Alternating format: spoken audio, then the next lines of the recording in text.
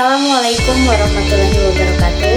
Perkenalkan, nama saya Alia Tahali, kelas B semester 1 dari jurusan Bahasa dan Sastra Indonesia, Fakultas Sastra dan Budaya, Universitas Negeri Gorontalo.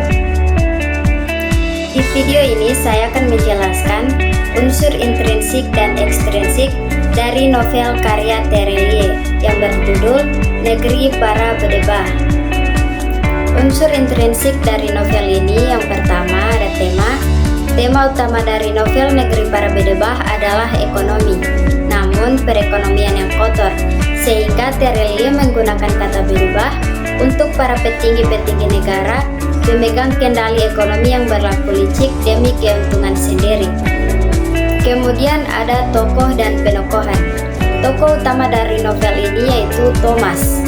Thomas adalah seorang yang cerdas, tangguh, penuh strategi, dan sangat peduli pada keluarga. Thomas adalah seorang konsultan keuangan yang sukses dan memiliki kemampuan analisis yang tajam. Sebagai protagonis, ia berjuang menyelamatkan bank milik pamannya dari kehancuran akibat konspirasi besar. Walaupun terlihat dingin dan rasional, Thomas sebenarnya memiliki hati yang lembut, terutama terhadap keluarganya. Ia juga memiliki idealisme untuk melawan ketidakadilan. Tokoh kedua adalah Om Liem, paman Thomas. Ia adalah seorang yang bijaksana, pekerja keras, dan penuh kasih sayang terhadap keluarganya. Ia seorang pemilik bank yang menjadi sasaran konspirasi besar. Ia adalah figur yang sangat dihormati oleh Thomas, dan perjuangan Thomas banyak didorong oleh tanggung jawab terhadap pamannya. Meskipun berada dalam situasi yang sulit, Om Liem tetap tenang dan tidak kehilangan martabatnya. Tokoh selanjutnya adalah Meiji, asisten Thomas. Karakternya setia, cerdas, dan cekatan. Sebagai pendukung utama Thomas dalam menghadapi berbagai tantangan, Meiji selalu ada untuk membantu Thomas, baik secara teknis maupun emosional. Berkepribadian hangat dan perhatian, ia menjadi rekan kerja sekaligus teman yang dapat diandalkan. Adapun tokoh-tokoh pendukung lainnya seperti para politisi, pebisnis, dan media yang digambarkan secara kompleks dalam novel ini juga memperkuat tema cerita tentang konspirasi, manipulasi, dan perjuangan melawan ketidakadilan. Kemudian latar. Ada latar tempatnya di London, dalam pesawat, kamar, rumah Om Liem, kantor, penjara, dan Jakarta.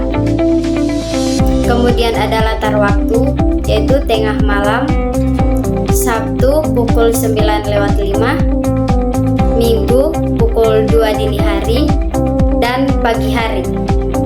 Kemudian latar suasana, hening, menegangkan, ribut, mengerikan, dan ramai. Selanjutnya ada alur. Alur yang digunakan dalam novel ini adalah alur campuran.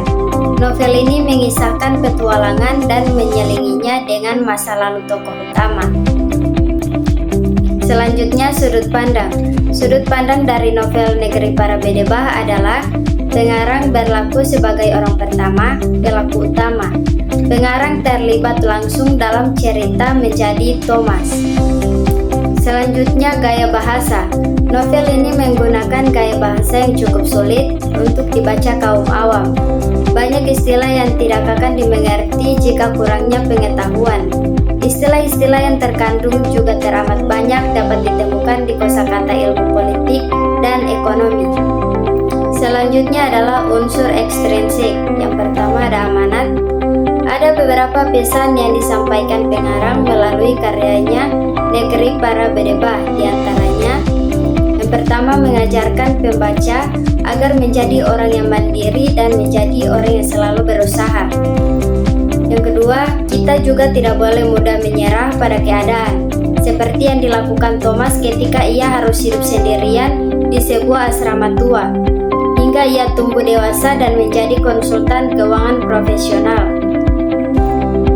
Yang ketiga, kita juga harus bisa menjadi orang yang bertanggung jawab dan berani mengambil resiko atas semua keputusan yang telah diambil. Keempat, jangan rakus, menginginkan atau memeras harta orang lain. Setiap kelicikan akan memperoleh ganjarannya masing-masing. Kemudian nilai-nilai yang terkandung dalam novel Negeri pada Bedebah. Yang pertama ada nilai moral, menjunjung tinggi kejujuran dan keberanian meski menghadapi bahaya. Terakhir, nilai keluarga, ikatan emosional antara tokoh Thomas dan pamannya yang menjadi penggerak alur cerita. Dan unsur ekstrinsik terakhir yaitu biografi singkat penulis. Darwis lahir 21 Mei 1979, Lahat, Sulawesi Selatan, Indonesia. Yang lebih dikenal dengan nama Pena Terelie, adalah penulis dan akuntan berkebangsaan Indonesia. Memulai debut kepenulisan pada tahun 2005 melalui novel Hafalan Sholat Delisa. Ia telah menerbitkan lebih dari 50 buku dalam sepanjang karir menulisnya.